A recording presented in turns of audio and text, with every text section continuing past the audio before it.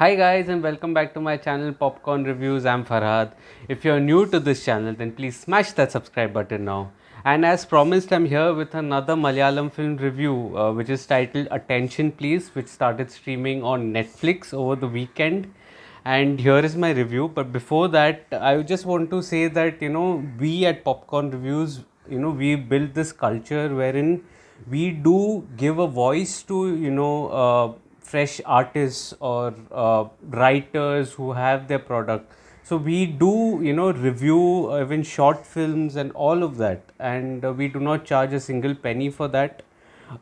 Even if you have been reading some of our reviews on my site, Popcorn Reviews with a double S, if you haven't, the link of which is in the description box below.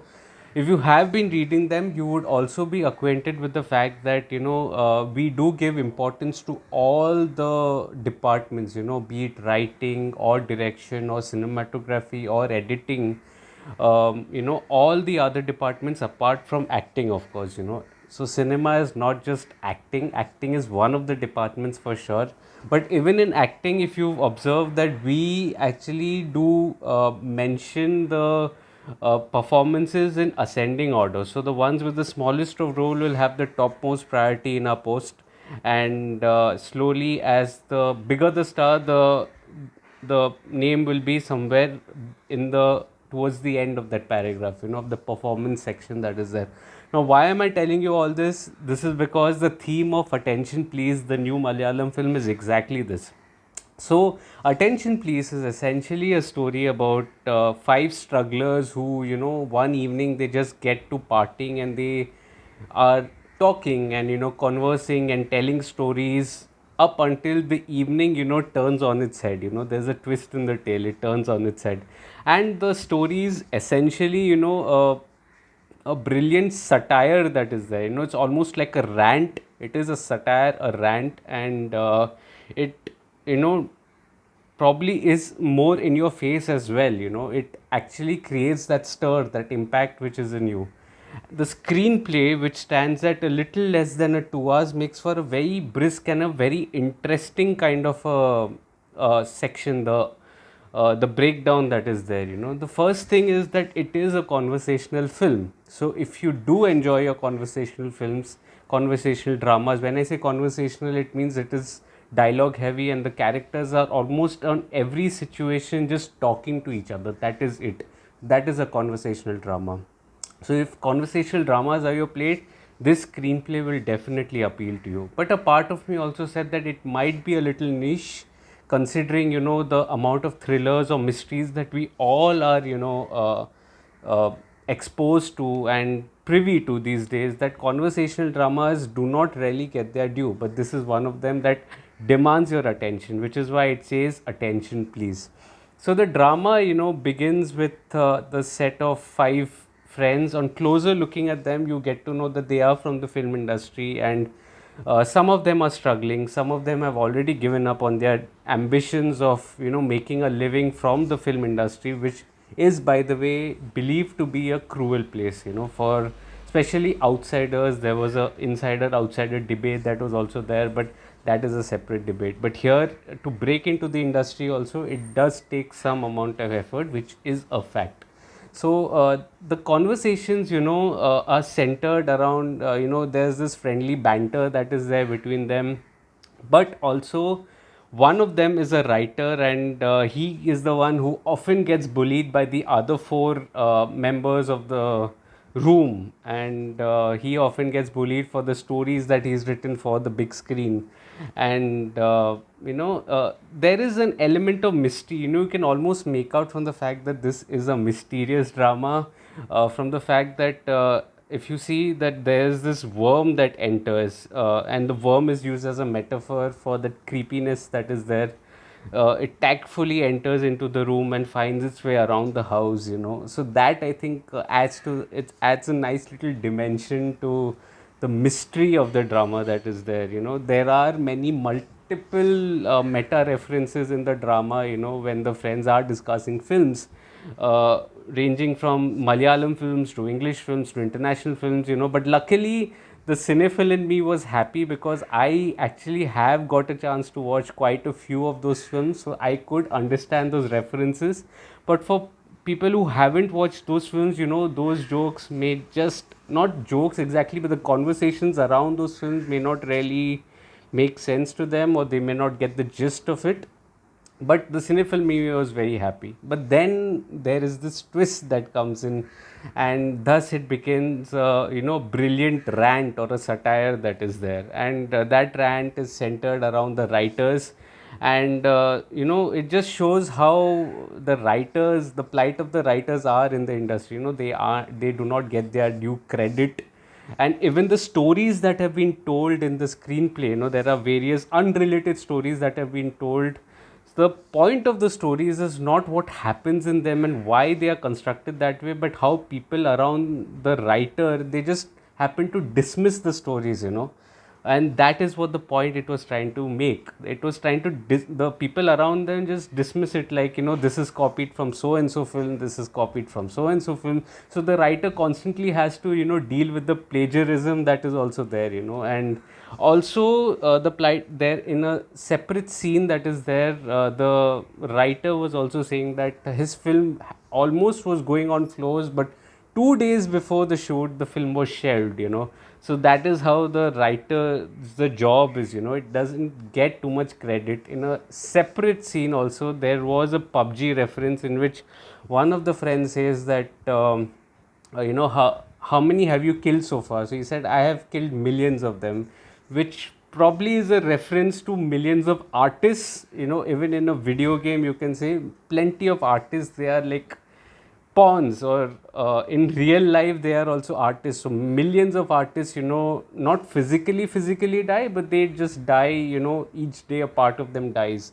That is what it was trying to, I think, refer to. And there are so many references in this film, in the screenplay specifically that is there. Something that even the when the brilliant rant starts, in the second half, that is when the writer says that even a bad film doesn't get criticism from the critics. Critics, like, all of us. I wouldn't say me not included. I am a critic as well in some ways, and everyone is a critic these days. But many critics, just put the blame on the stars and do not actually even converse with the writers. The writing doesn't get its due even when the film is bad, so to say. So that is what the rant actually was. And so these are filled with all these the nuances that are there in the screenplay, which brings me to the ending. And here I would want to give a bit of a spoiler, because there's no way I cannot discuss the final act without spoiling it to an extent. So if you haven't watched the film, please skip the next a minute or a minute and a half, and you can watch the next section. But here goes, spoilers warning, okay? So the final act was more of an open end, so to say. But if you look closely, nobody has died in the film. This was all a part of the story that the writer was writing. Everyone was a character in his story. He actually took the the real characters and formed them in his story. And that entire plot that was flowing was his story. It was written on paper. And how do I say it? Because if you notice, the last line that is there, that is the same as the first line. So the movie opens and ends with the same set of lines that are there. And that, I feel, that was the big revelation, that the how the film is tied around it. That is basically it. And so you need to pay also attention to the lines. Those are very, very important. If you want to truly understand the nuance of the drama, you need to pay attention to every single line that is there in this film, which actually turns out to be a thriller, and a nice one, a nice little different one, so to say. So coming to the technical aspects, I feel the lines are very thought provoking, and they make for a conversational drama that is very engaging. Even some of the reactions that are provided, it just seems that the drama just keeps on flowing. At no point does it seem forced, and that is because the lines are very well written. I think the BGM was spectacular here. It absolutely made sense to use that BGM tactfully in the drama. It heightens the tension at so many places where the tension is built up. It continues to be that. There are no you know breaks in the drama, you can say, and that is something that the BGM contributes as well.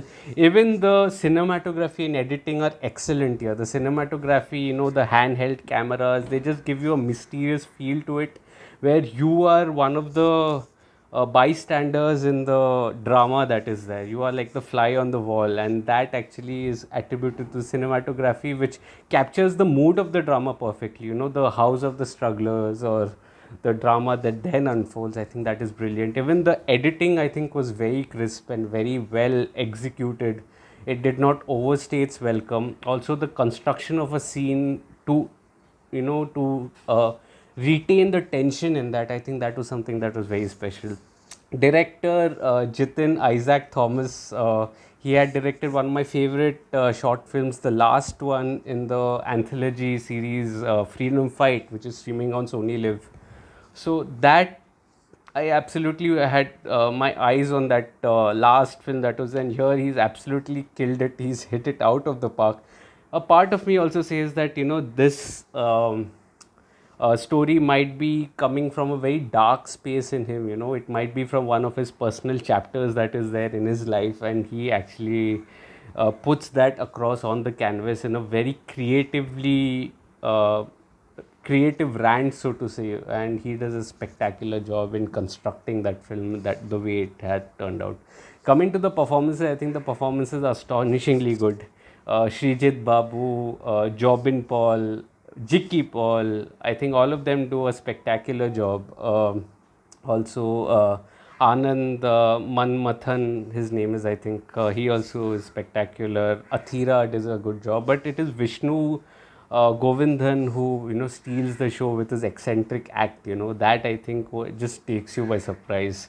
His act, filled with mannerisms, makes you want to root for him. But when he unleashes that madness in him, I think that is when his character actually comes alive, and he brilliantly ties the two ends. He seems like two separate personalities in the film, and that I think was a very good uh, nuance of an actor, making him completely watchable in a very memorable performance. So then, Attention Please is one of the brilliant satirical rants that I've seen this year, and it showcases the plight of the writers. It is deliciously dark, highly recommended from my end. Thank you so much for suggesting. Also in the comments, I did receive a few suggestions for this, so thank you so much for suggesting this film.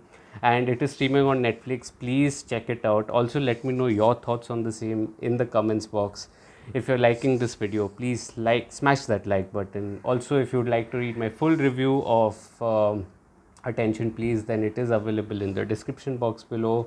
On my site, Popcorn Reviews with a double S. By the way, we've also got featured by the production house, the review of Jogi. So that also is available on the snippet is available at least on my social media handles: Instagram, Facebook, Twitter. So all of them are there. All the links are in the description box below. Please check that out as well. Read the review of Jogi. Also follow me on Letterboxd if you have a Letterboxd ID. I will see you soon, very soon. But before that, please subscribe to the channel. It helps a small creator like me. Also, please press that bell icon. I will see you all very soon. Until then, thank you so much.